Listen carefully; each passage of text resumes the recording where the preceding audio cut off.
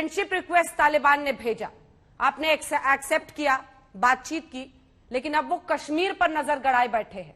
Al Qaeda का लंबा सा मुबारकबाद वाला खत उनके नाम आया और अब वो खुलकर अभी से कश्मीर की बात कर रहे हैं। फिर क्या उस फ्रेंडशिप रिक्वेस्ट को एक्सेप्ट करना सही रहेगा? नहीं अंजना जी, फ्रेंडशिप रिक्वेस्ट जो है, जो दोस्ती का रिक्वेस्ट है, उसे कोई एक्सेप्टेंस नहीं मिला है। नेगोशिएट करना, बातचीत करना, अपने लोगों के बेहतरी के लिए, अपने लोगों को उनके देश से छुड़ा करके सुरक्षात्मक तरीके से अपने देश में लाने के लिए, इसको नेगोशिएशन को रिकॉग्नाइजेशन नहीं कहा जा सकता है। डिप्लोमेसी जो भी समझता है वो जानता है कि हिंदुस्तान की अभी प्रायोरिटी है कि जो हजारों हिंदुस्तानी और जो माइनॉरिटीज अभी अफगानिस्तान में हैं, उनकी सुरक्षा को लेकर भारत की सरकार चिंतित है। किस प्रकार से उनको हम इवैक्यूएट कर सके, इस विषय पर रणनीति बन रही है। बहुत लोग इवैक्यूएट हो चुके हैं, कुछ लोग वहां काबुल की हवाई अड्डे में जो गतिविधियां हैं वो बंद होने के कारण अभी इवैक्यूएशन नहीं हो पाया है। तो स्वाभाविक है, हिंदुस्तान की सरकार धैर्य के साथ फूंक फूंक के कदम रख रही है ताकि हमारे किसी रिएक्शन के कारण जो गाज है वो हमारे साथियों के ऊपर अफगानिस्तान पे ना गिर जाए। उसका अर्थ ये नहीं है कि हम आतंकी सल्तनत को या आतंकवाद को बढ़ावा देंगे या आतंकवाद को एक्सेप्ट करेंगे।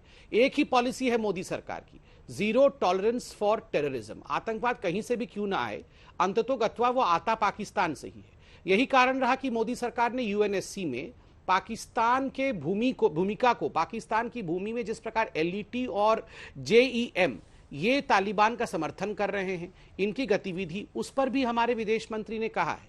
और बिल्कुल स्पष्ट रूप से हमारे विदेश मंत्रालय ने यह भी कहा है कि अफगानिस्तान की भूमि को आतंकवादी गतिविधियों के लिए भारत के खिलाफ इस्तेमाल करने का शक है, का संदेह है, यह भी नहीं होना चाहिए। अभी हम बड़े पेशेंस के साथ आगे बढ़ रहे हैं। एक बात, जहां तक कश्मीर का विषय है, बिल्कुल महफूज है कश्मीर। मोदी जी के अंडर में हमने अभी देखा है किस प्रकार 15 अगस्त को एक अरसे के बाद लाल चौक पे, जिस लाल चौक पे तिरंगा फहराना कभी एकदम असंभव माना जाता था, उसको तिरंगे के रंग में रख दिया गया। हुर्रियत का क्या हश्र हुआ है आप सबने देखा है।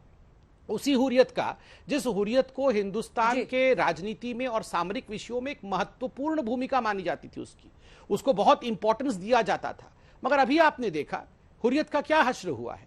तो विश्वास रखिए, चाहे कितना भी ये पाकिस्तान उछले, याद रखिए पाकिस्तान रियल विलियन है और तालिबान उसका प्रॉक्सी है।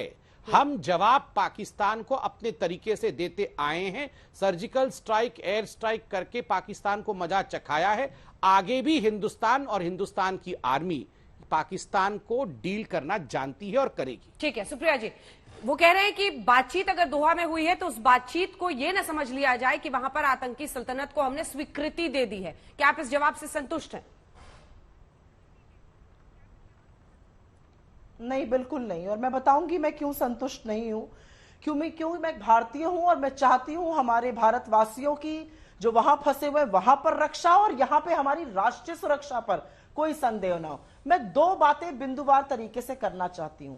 14 जुलाई 2021, इसी साल की 14 जुलाई को डिफेंस कमेटी में राहुल गांधी जी ने कहा कि पाक, अफगान और चाइना का एक नेक्सस इमर्ज हो रहा है, उसके बारे में डिस्कशन होना चाहिए। जुआल ओराम जो भाजपा के, उन्होंने इस पर मना कर दिया और ये बहुत गंभीर विषय था, ये रणनीतिक विषय था। और आज 2 सितंबर को तालिबान जो अब कंट्रोल कर रहा है अफगानिस्तान को, वो कहता है कि चाइना हमारा मेन पार्टनर है। दो चीजें मुश्किल वाली हैं। वो 3 सितंबर को, आज उसने कहा कश्मीर के बारे में बात करता है, इसकी उनकी हिमाकत भी नहीं होनी चाहिए। और दूसरा, उन्होंने कल कहा था कि चीन अब उनका मेन पार्टनर है। तो इसको आगाह किया गया था कि एक चाइना, पाकिस्तान और तालिबान का नेक्सस बन रहा है।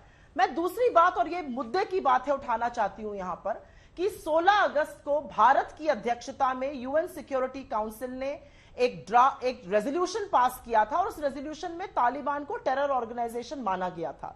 27 अगस्त को उसी रेजोल्यूशन में चीन की आपत्ति के कारण तालिबान का नाम हटा दिया गया। आज जब तालिबान हमारी कश्मीर के बारे में बोल रहा है तो क्या भारत एंडोर्स करता है उस रेजोल्यूशन को? यह सवाल आज हर भारतीय पूछ रहा है। आज तालिबान को डीलिस्ट किया जाएगा या तालिबान को टेरर ऑर्गेनाइजेशन माना जाएगा, जैसा हम पहले मानते थे? क्योंकि ये चीन की आपत्ति पर हटाया गया था, ये चीन के इशारे पर हटाया गया था हमारी अध्यक्षता के दौरान। मैं 2 सवाल जरूर भाजपा से, सरकार से और प्रवक्ता से पूछना चाहती हूं यहां पर। बार बार कहा जाता है हमारे लोग फंसे हैं, बिल्कुल उनकी सुरक्षा सर्वोपरि है। क्या सरकार के पास कोई आकलन है कि वहां पर कितने लोग फंसे हैं? काबुल का एयरपोर्ट अब बंद हो चुका है, उनको लाने का क्या बंदोबस्त है? हम फेयर वेदर फ्रेंड से, चाहे वो रशिया हो या कोई और हो, क्या उनसे बात कर रहे हैं उनको लाने के लिए, या यूएन से? दूसरी बात मैं पूछना चाहती हूं, यूएस तो अपना पलड़ा झाड़ के चला गया, वो तो अफगानिस्तान के बगल में नहीं है, अफगानिस्तान के बगल में हम हैं, अफगानिस्तान अब तालिबान के हाथ में। क्या हमारी सारी रणनीति, कूटनीति यूएस पे डिपेंडेंट थी? हम क्या कर रहे थे इस जमाने में? क्योंकि यूएस ने 125 देशों के साथ बयान दिया, उसका हम पार्ट नहीं थे। रशिया ने एक ट्रोइका प्लस बनाया, उसका हम पार्ट नहीं थे। मैं एक और चीज जरूर बोलना चाहती हूं कि कुछ लोग जो जानकार है कूटनीति के, वो बोलते हैं कि नॉर्दर्न अलायंस हो गया या दोस्तुम हो गया, या ऐसे जो लोग हैं वो भारत के लिए सहानुभूति रखते हैं। हमारी सरकार को उनसे बात करनी पड़ेगी। और अंत में मैं सिर्फ एक बात कहना चाहती हूं, यह मुद्दा राष्ट्रीय सुरक्षा का है, भारत की संवेदना का है, और इसलिए मैं चाहती हूं कि सरकार इसको राजनीतिक ना बनाए। आप औपचारिकता सिर्फ मत पूरी करिए विपक्ष से बात करके। विपक्ष में ऐसे लोग हैं जिन्होंने इन चीजों को झेला है, जो समझते हैं। आप बात करिए, ये राष्ट्रीय सुरक्षा का मामला है। अब ये सिर्फ तू मैमे की लड़ाई नहीं है। तालिबान ने जो हिमाकत करी है, चाहे वो कश्मीर की बात करके या जो चीन को उन्होंने अपना मेन पार्टनर बनाया है, इसके बारे में राहुल गांधी जी ने आपको आगाह किया था, आपने कोई डिस्कशन नहीं किया, आपने उस पर कोई ध्यान नहीं